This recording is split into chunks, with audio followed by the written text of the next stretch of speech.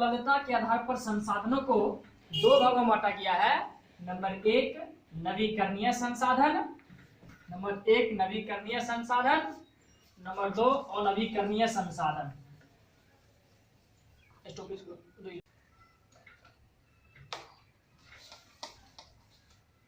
नवीकरणीय संसाधन और नवीकरणीय संसाधन। तो नवीकरणीय संसाधन किसे कहते हैं? चलिए, नवीकरणीय संसाधन वैसे प्राकृतिक संसाधन, वैसे प्राकृतिक संसाधन जिनकी पुनः पूर्ति प्राकृतिक रूप से होती रहती है, जिनकी पुनः पूर्ति प्राकृतिक रूप से होती रहती है और ये खत्म या समाप्त नहीं होती है, और ये खत्म या समाप्त नहीं होती है। उस वैसे नवीकरणीय संसाधन, वैसे संसाधन, वैसे प्राकृतिक संसाधन जिनके भंडार वैसे प्राकृतिक संसाधन जिनकी पुनः पूर्ति प्राकृतिक रूप से होती रहती है और ये खत्म या समाप्त नहीं होती है, उसे कहते हैं नवीकरणीय संसाधन। जैसे सूर्य का प्रकाश, सूर्य का प्रकाश, क्या सूर्य के प्रकाश कभी खत्म होता है? पवन, पवन,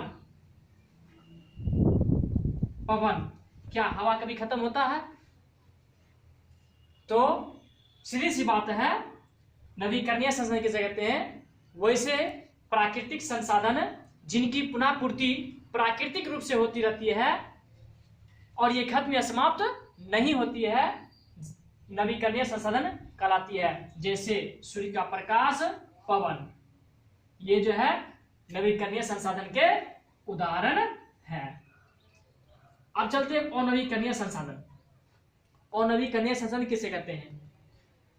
वैसे संसाधन जिनके भंडार सीमित हैं, वैसे संसाधन जिनके भंडार सीमित हैं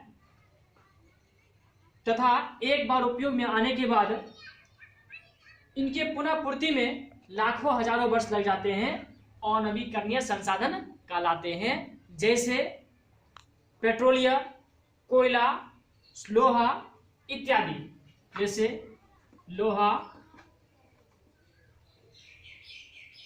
जैसे मानिए लोहा, कोयला, पेट्रोलियम, कोयला, पेट्रोलियम इत्यादि, ये हो गए अनवीकरणीय संसाधन के उदाहरण। तो हम जान गए 1 2 3 टॉपिक हो गया। चौथा टॉपिक है हमारा प्राकृतिक संसाधन के वर्गीकरण का। चौथा टॉपिक है वितरण। वितरण, वितरण के आधार पर संसाधनों को भी दो भागों में बांटा गया है। नंबर 1 सर्वत्र उपलब्ध संसाधन, नंबर 2 स्थानीय संसाधन। नंबर 1 सर्वत्र उपलब्ध संसाधन, नंबर 2 स्थानीय संसाधन।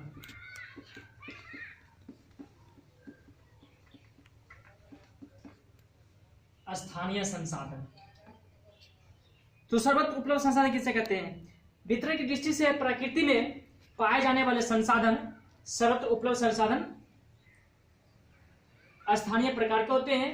प्राकृतिक द्वारा कुछ ऐसे संसाधन उपलब्ध किए हैं जो किसी जगह पर, सभी जगह पर पाए जाते हैं। जैसे मिट्टी एवं पवन, ये इसके उदाहरण है।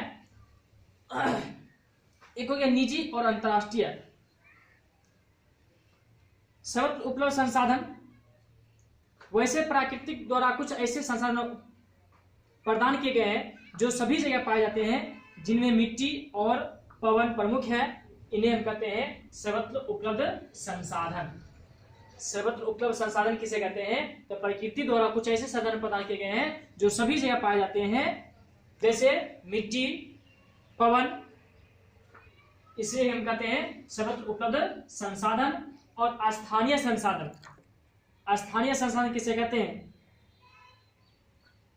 ऐसा संसाधन जो निश्चित स्थानों पर ही पाए जाते हैं। ऐसा संसाधन जो निश्चित स्थानों पर ही पाए जाते हैं स्थानीय संसाधन कहलाते हैं।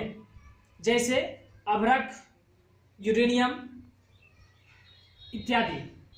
जैसे अभ्रक, यूरेनियम इत्यादि स्थानीय संसाधन कहलाते हैं। अगला पॉइंट है स्वामित्व।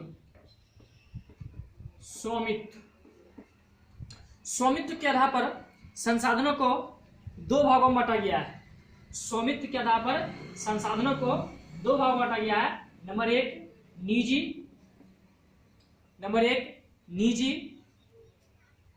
नंबर दो